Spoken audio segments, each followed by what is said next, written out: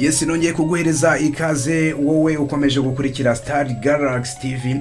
Ngewe uguhereza ikaze ndi Kebris umugwaneza nk'ibisanzwe. Mbaye ikaze abari mu majyepfo mudukurikira mwibere mu majyepfo, abari mu majyaruguru, abari iburengerazuba, abari iburasirazuba, yewe nabari hano mu mujyi wa Kigali, mwese mbahereje ikaze.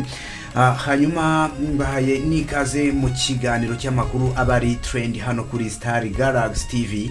Nizere ko mwese mumeze neza cyane. Amahoro y'Imana kuri wowe wakoze subscribe kuri iyi channel. Nimba utaranakora subscribe, ikindi cyo gihe gukore subscribe, hanyuma tujye tubana umunsi ku wundi gatanu kuri gatanu kabisa. Nyemera rero untize igihe, untize umwanya wawe, mwerekeze kuri iyi nkuru ikomeye cyane izindutse ivugwa muri iki gitondo.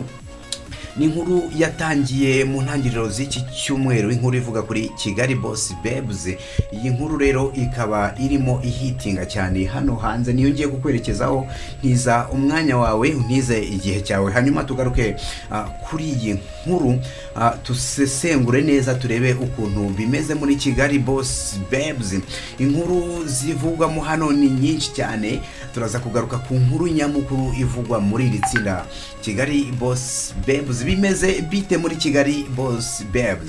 Turifashisha ibitangazamakuru bigiye bitandukanye, birimo Kigali Today, Inyarwanda ndetse na Isimbi TV. Ni ibitangazamakuru byanditse kuri Kigali Boss Babes, hanyuma turebera hamwe tunasesengure uko ibintu bimeze muri Kigali Boss Babes. Duhereye hano, reka kabisa tuhite twihuta cyane, duhere hano kuri Kigali Today. Banditse inkuru bayihereza titire ivuga ngo uruntu muri Kigali Boss Babes. Umwe mu bare bagize iri tsinda yakuyemo ake. Tugiye kumenya ese ake yakuyemo nacyo, ariko ubwo na akarenge. Hanyuma tusesengure neza, turebe ukuntu ibintu bimeze. Itsinda Kigali Boss Babes bamaze iminsi bari gukangaranya imbuga nkoranyambaga, bavugwa cyane ku mbuga nkoranyambaga, ariko mu ntangiriro z'iki cyumweru nibwo hamenyekanye inkuru idasanzwe kuri iri tsinda Kigali Boss Babes, ivuga ko witwa Isimbi Vestine cyangwa se Isimbi Modo yaba yamaze gusohoka muri iri tsinda, ariko akahita abisikana n'uwitwa Alice Rabos. Ni nyuma yuko Isimbi Modo ngo abonye ko kuba muri Kigali Boss Babes bitavamo. Afite ngo impamvu nyinshi cyane zigiye zitandukanye Isimbi Modo, kubera inshingano ze afite cyane z'urugo, cyane ko bagenzi biwe nta numwe ufite abana cyangwa se umugabo. Hakiyongeraho n'ikindi cyuko imikorere y'aba bagore yabonye atabasha kugendana nayo, akahitamo kuba asohotse muri iri tsinda. Byanatumye nyine abisikana n'uyu nguyu Alice Rabos yinjira muri iri tsinda, ndetse Isimbi Modo we aba arisohokamo kabisa gatanu kuri gatanu. Rero reka dukomeze kuri iyi nkuru tuyisesengure, turebe neza ukuntu ibintu byitwaye. Twifashishije ibitangazamakuru byinshi bigiye bitandukanye, birimo biravuga ko Isimbi Modo amaze igihe kitari gito yavuye muri iri tsinda. Ni igihe kigera nko ku kwezi byibuze. Hari izindi nshingano yagize zitamwemerera kuba muri iri tsinda. Izi nshingano nta zindi rero, izi nshingano Alice nako Isimbi avuga yuko inshingano afite ahanini ari ukwita ku nshingano z'urugo cyangwa se kwita ku rugo muri rusange. Abona rero atabifatanya no kuba muri iri tsinda rya Kigali Boss Babes. Yakomeje agira ati ikintu cyangoye nuko bagenzi banjye bashaka gutwika cyangwa se kwigaragaza mu bikorwa cyane bigiye bitandukanye, kandi ari Isimbi we ngo ntago byamukundira bitewe n'ubuzima bwite bwe.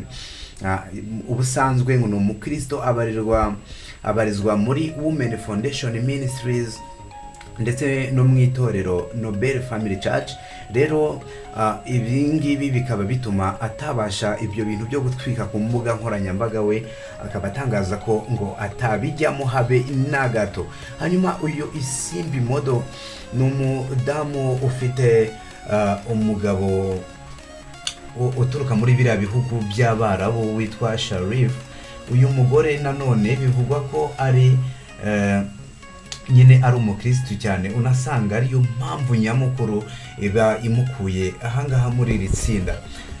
Nanone ku rundi ruhande abasigaye muri Kigali Boss Babes bo ngo barateganya gutangiza ibiganiro bica kuri televiziyo bivuga ku buzima bwite bwabo bizwi nka reality TV show, nk'umwe mu mushinga wabo wa mbere nyuma yo kwishyira mu kiganiro bateganya gutangiriraho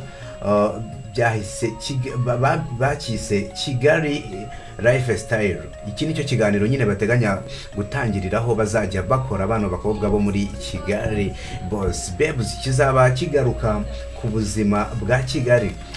Baheruka kubwira igitangazamakuru kimwe gikorera hano mu Rwanda ko mu biganiro bya mbere bazatangiriraho harimo ubuzima ndetse harimo n'ibintu bizaba bireba abantu bakuru barengeje imyaka 18. Ni mu bizaba bigize ikiganiro harimo ubuzima bw'abanyakigali, reba nyine ino life abatuye muri Kigali baba babayemo, aribwo bazajya bagarukaho muri rusange ibikorwa bitandukanye, imibanire yabo, ibirori bitandukanye, ibikorwa byo gufasha ndetse abantu bahuye nabo bose bakagenda babafasha. Ibi ari byo ahanini bikorwa byabo bizaba bibaranga muri iki gihe nyine bagiye kuba bamarana bose bari mu itsinda rimwe Kigali Boss Babes.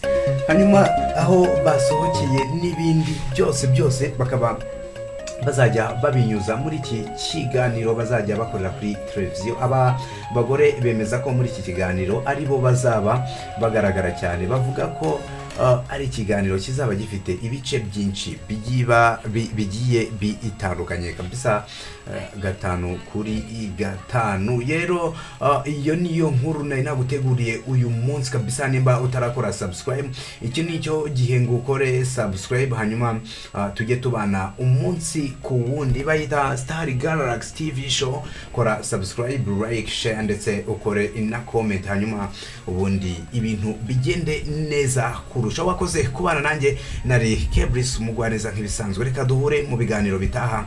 Hasta la vista.